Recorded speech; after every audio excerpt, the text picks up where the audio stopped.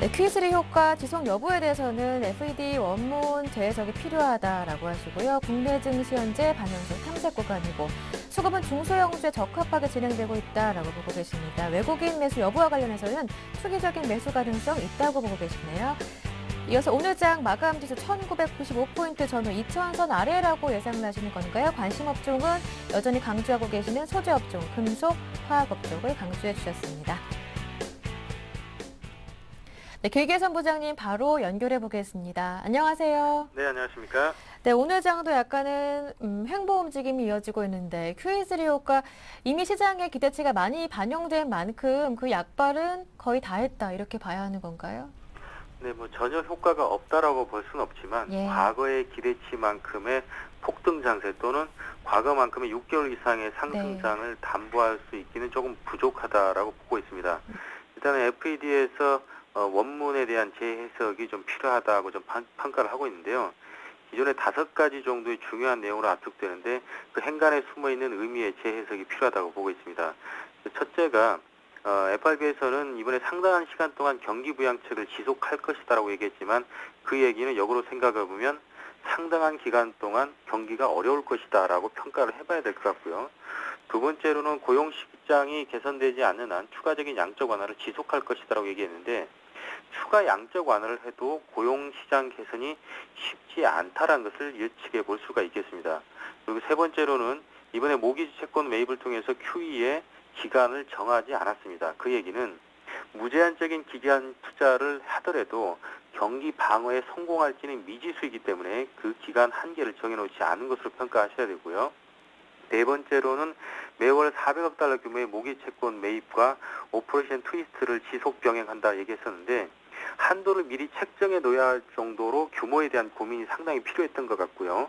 오퍼레이션 트위스트까지 병행해야만 효과가 나타날 정도이기 때문에 상당히 많은 고민이 집결됐다라는 결과를 알 수가 있습니다. 마지막으로는 이번에 QE와 함께 모기 채권을 집중적으로 매입하고 국채는 매입하지 않는다라는 얘기가 나왔었고 제로금리 정책을 2015년 중반까지도 연장한다라고 얘기했었는데 국채 매입으로는 해결이 안 되는 부분이 있어서 근원 뿌리인 모기지에 대한 처방을 이번에 실시하게 된 것이고 결국은 제로금리 정책도 추가로 연장해야 될 정도로 어떤 경제 위기 상황의 어떤 계속적인 부담 이런 것들이 연장될 가능성이 높다는 측면에서 보면 QE를 해야 할 정도로 시장은 어려웠다라고 평가됩니다.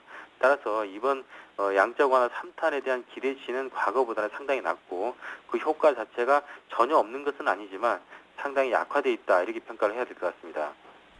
네, 효과가 끝난 거는 아니지만 그 이후의 지표나 기업이 펀더멘털이 좋아져야 하는데 그렇지 못하기 때문에 기대했던 것만큼 그 전만큼 6개월 이상의 강세는 아닐 수도 있겠다라고 말씀해 주셨는데요. 그렇다면 국내 증시 숨고르기는 어디까지일지 궁금해집니다. 심리적 지지선인 2000선 결국 이탈하게 될 것인지 지지선은 어느 정도로 보시는지 궁금한데요. 또 숨고르기라고 표현한다 그러면 상당히 좀 부담스럽다고 볼 수도 있고 조금 시간이 좀 지연될 수 있다고 보고 있었는데요. 그런 것보다는 지금은 그냥 시장 자체 움직임에 그냥 관망해보면서 시장 대응이 좀 필요한 시기라고 봅니다.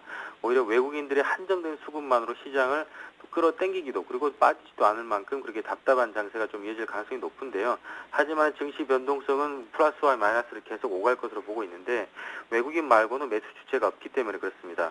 개인들은 계속 치고 빠지기를 하고 있어서 트레이딩으로 일관하고 있고 기관은 겉으로는 2100포인트를 부르짖고 있지만 시장의 매도 주체 역할을 지속하고 있기 때문에 외국인만으로 한정된 수급으로는 시장의 위도 아래도 전혀 방향성을 갖지 못한다 이렇게 보시면 되겠고요. 숨고르기 자체를 조정으로 해석할 필요는 없다 이렇게 평가를 하고 있고요.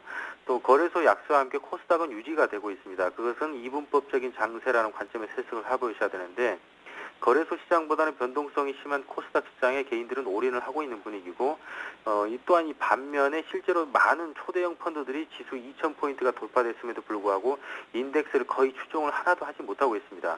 대부분 아직도 펀드의 수익률이 마이너스 상태에서 헤어나지 못하고 있고요.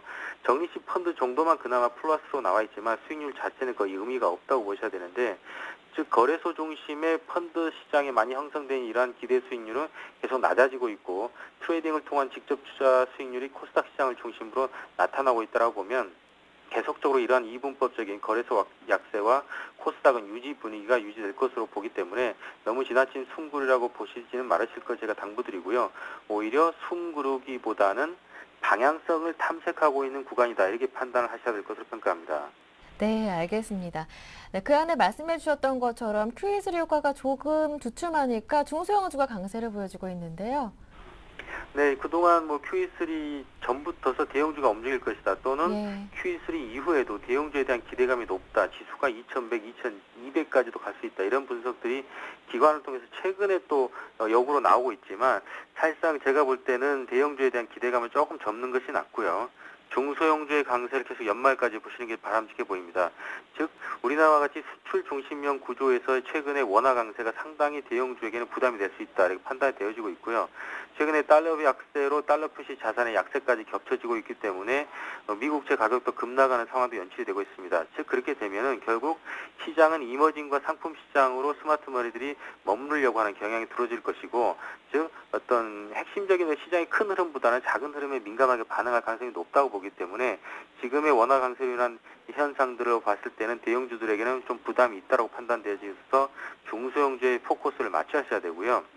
또 중소형주 쪽의 수급 중심으로만 움직여지고 있기 때문에 시장의 큰 흐름을 비껴나가면서 오히려 이러한 수익률 트레이딩은 계속 유지될 가능성이 높다고 보고 있고요. 또한 추가적으로 최근에 테마주들 굉장히 강세를 많이 보이고 있는데, 아직까지는 좀 피날레가 남아있다고 보이고 있습니다. 최근에 안원장의 발표를 앞두고 다양한 복마전이 예상되는 관계로 인해서 테마주는 피날레를 노린 수급 유인 요소 자체가 충분하다, 이렇게 평가되기 때문에 중소형주 강세에 대해서는 조금 더 유연한 사고와 긍정적인 시각이 필요해 보입니다. 네, 중소형주 강세 모멘텀은 여전히 유효하다라는 말씀이셨는데요.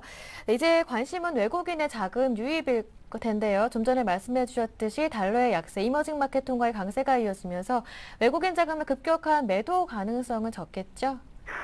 매도 가능성은 크지 않다고 보고 예. 있습니다. 기존의 보유 물량, 특히 현물 포지션 자체가 7조 원대가 넘는 자금이기 때문에 과거에 보면 한 달 내내 사봐야 외국인들이 3조 원 내지 3조 예. 5천억밖에 못 샀었습니다.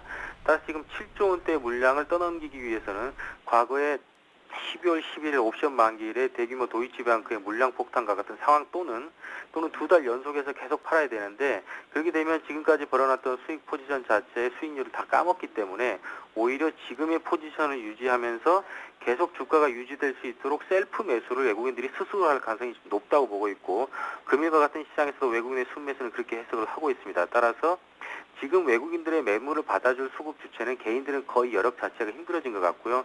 가능성 있는 세력이라고 하면 연기금 정도가 받아줄 여력은 되지만, 움직임 자체나 그들의 컨센서스 자체가 연기금의 주식 투자 비율을 높인다고 해도 그렇게 공격적으로 나오지 않을 것이기 때문에, 지금은 외국인이 시장에 매도 세력이 등장하지 않으면서 시장을 유지하고 있는 그런 홀딩 관점의 셀프 매수는 유효하다, 이렇게 판단이 되어지는 것 같고요. 지금은 오히려 외국인들의 일부가 전략적 배팅은 이미 완성이 돼 있기 때문에 투기적으로 종목들을 갈아타면서 오히려 수익률 게임을 할 가능성이 높다고 보면, 계속적으로 종목별 대응이 바람직하지 않나, 이렇게 평가를 합니다. 네. 네, 끝으로 오후장 전략도 들어보겠습니다. 오늘 마감 지수는 1995포인트 전후, 관심 업종도 소재 업종으로 유지해 주셨는데요. 네, 아직까지는 그 왕적 완화 효과가 전혀 없다라기보다는 효과가 조금 덜 할 것이다라는 관점에서 보기 때문에, 최근에 금 가격, 은 가격, 그리고 구리 가격, 그리고 유가까지 급등했다가 전일자의 소폭 하향세는 보였지만, 오히려 급등 이후에 눌목 조정의 가능성이 높다고 보여지고 있습니다. 그렇게 되면 이런 기회를 이용해서 소재 업종 내에 주요 종목들을 저가 순매수할 수 있는 찬스라고 보고 있고요. 기타 소재 업종 내에서도 최근에 철강 아이런 가격 자체가 상당히 많이 빠져 있기 때문에 금속 관련주도 소재 업종에 포함시켜서 관심 가져보셔야 되고, 최근에 유가 급등 이후에 원재료 가격에 대한 부담이 있었지만 다시 한번 화학 소재 쪽에서도 원가 절감의 어떤 기회가 많이 부여되고 있는 그런 업종도 있기 때문에 금호석이라든지 이런 쪽 관심을 가져보셔야 되고, 제강이나 계속적인 고려아이나 풍산 같은 종목들 유념해 보시면서, 마감 지수 때는 크게 이제 플러스와 마이너스는 의미는 없게 보이는데요. 2000포인트 전후로 해서 한 1995포인트의 전후에 양호한 시가 마지막 종가 수준만 유지하면 현재 구도는 계속 유지될 것으로 전망을 해봅니다.